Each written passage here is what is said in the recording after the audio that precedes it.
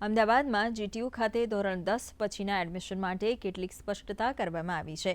ધોરણ 10 પછી regular diploma engineering અભ્યાસક્રમોમાં પ્રવેશ માટે પ્રવેશ સમિતિ દ્વારા જાહેર કરાયેલા લિસ્ટ મુજબ આ વર્ષે હાલના તબક્કે કેટલીક ખાનગી ડિપ્લોમા ઇજનેરી કોલેજોને એડમિશનમાંથી બાકાત રાખવા અરજી કરી હતી। તે બાબતે ગુજરાત ટેકનોલોજીકલ યુનિવર્સિટીના રજિસ્ટ્રાર દ્વારા ખુલાસો કરવામાં આવ્યો છે।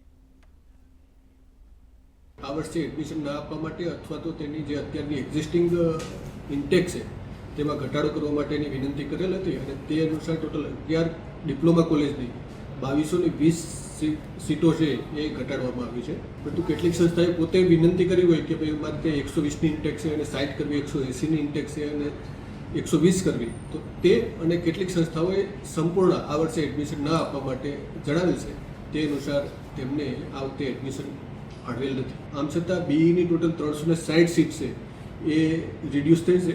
એ પણ સંસ્થા દ્વારા વિનંતી કરવામાં આવેલ છે કે ભાઈ તેની 60ની ઇન્ટેક હોય તો 30 પાડવો અથવા તો 120ની ઇન્ટેક હોય તો 60 પાડવો, એમ કરીને 360 સીટો ઘટી છે।